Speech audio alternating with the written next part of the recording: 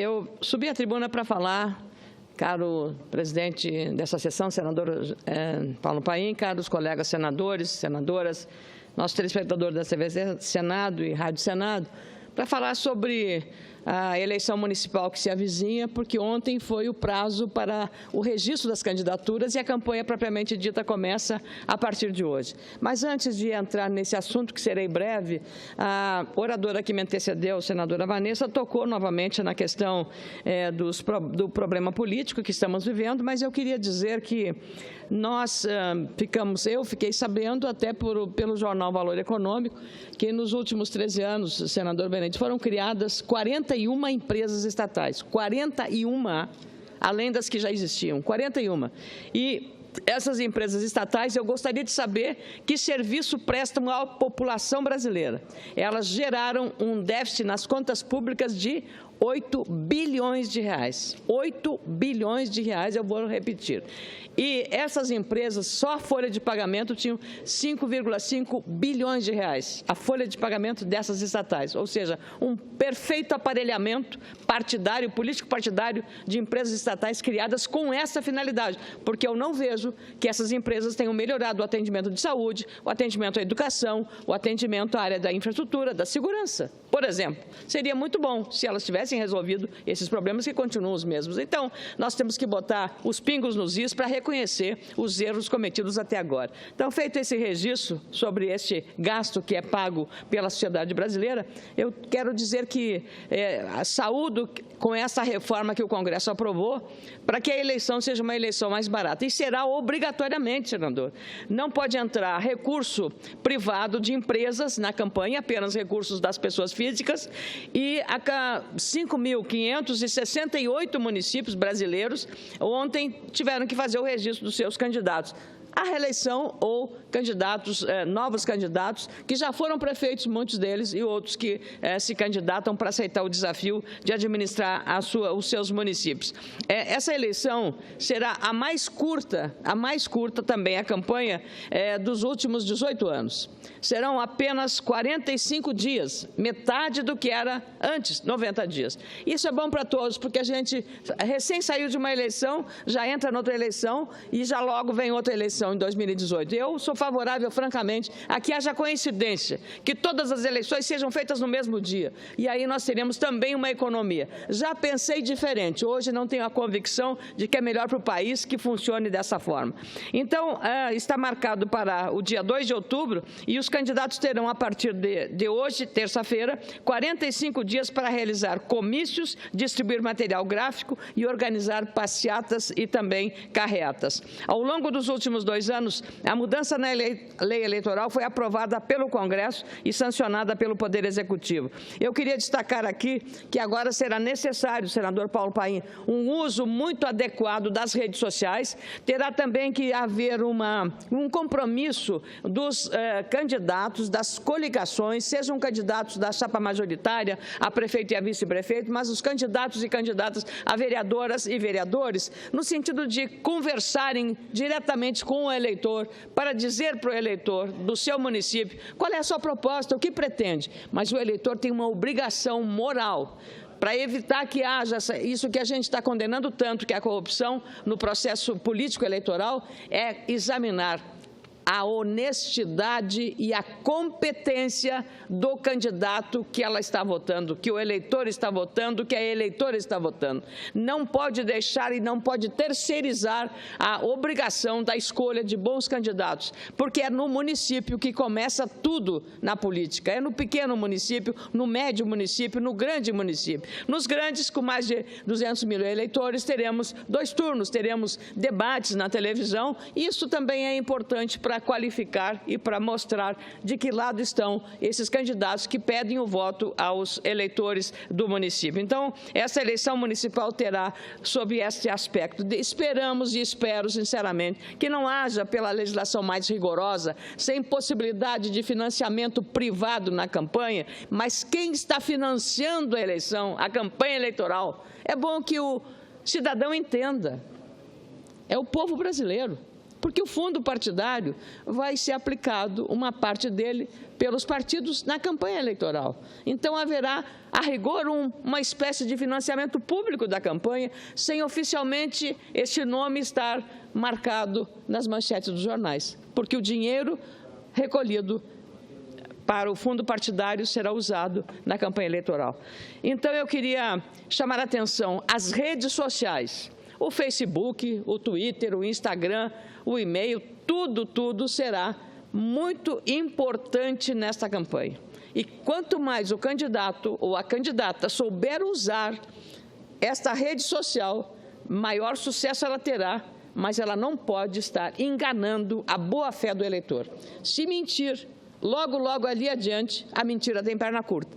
Vai ser desvendada a mentira e, evidentemente, que o eleitor vai cobrar esta conta. Por isso, tenham em mente dizer a verdade, compromisso com a honestidade, compromisso com a competência e trabalhar muito em favor do seu município, não apenas do seu interesse pessoal, mas no interesse do seu bairro, da sua cidade, da região, não só da área urbana, como na área rural. Todos os municípios brasileiros têm uma parte rural importante, dos pequenos agricultores que também precisam da assistência do prefeito, que não fica olhando apenas a cidade onde a luz aparece, onde a iluminação, onde tudo é cobrado. Tem que cuidar lá do interior, daquele pequeno produtor que tem energia monofágica. O prefeito tem que cuidar também de obter o apoio para melhorar a sua infraestrutura, para gelar melhor o seu produto, o seu leite, toda a sua produção. Então, nós temos que ter um candidato, senadora Thaídes Oliveira, um candidato e uma candidata para a Prefeitura Municipal que tenha esse conceito e que tenha, como eu disse, vou repetir as palavras, honestidade e competência.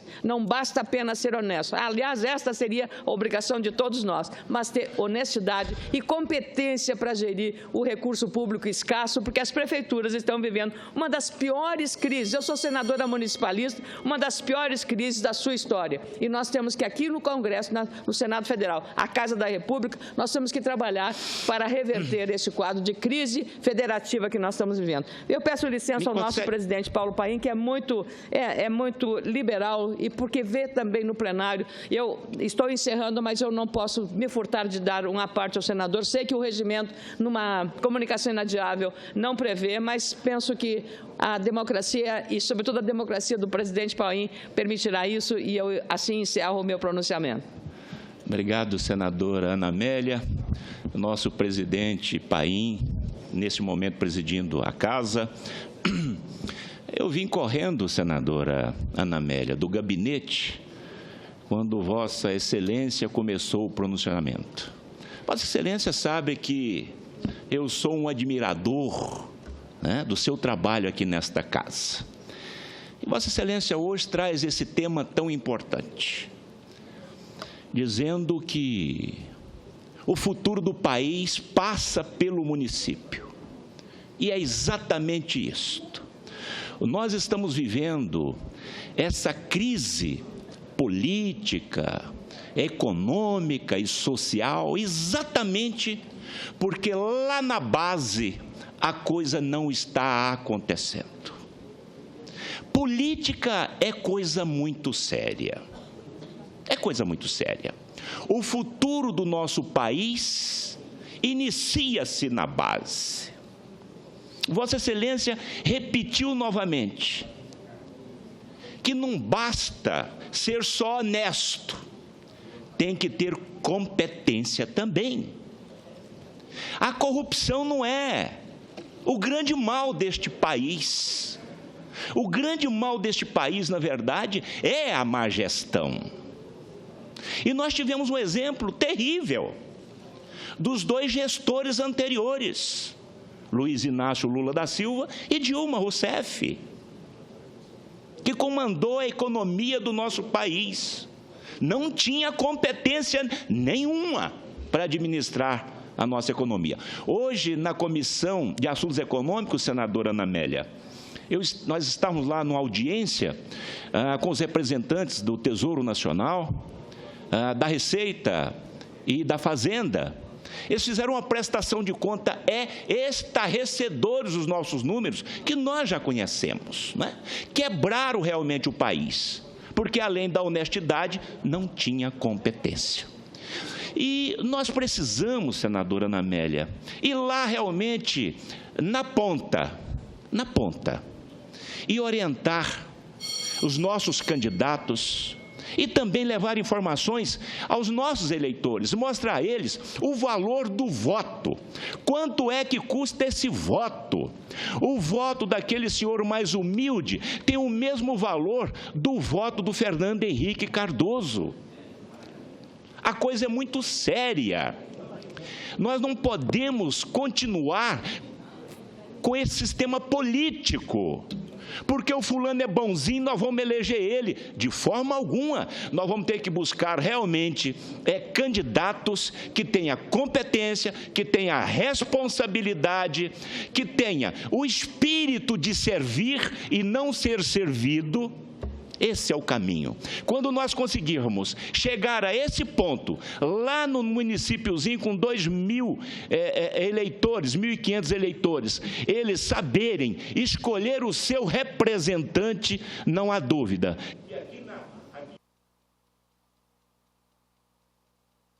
Com certeza nós vamos escolher o maior chefe, mas com competência, responsabilidade e esse espírito de servir o povo. Mais uma vez, eu quero parabenizar Vossa Excelência, senadora Ana Amélia.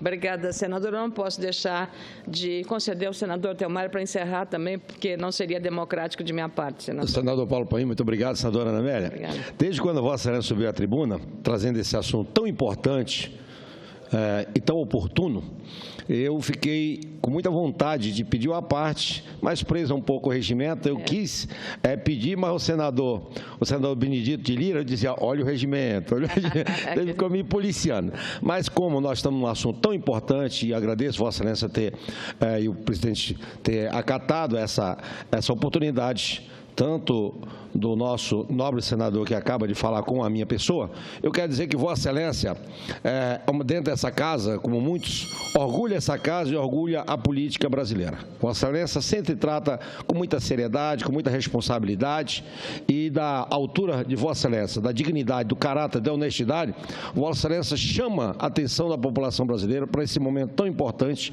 que são as novas eleições municipais, onde de fato a política acontece, próximo do eleitor. Então, sem nenhuma dúvida, chamar a atenção para que ver a capacidade do candidato, ver a honestidade. Não basta ser só honesto, é preciso praticar a honestidade, sobretudo, também.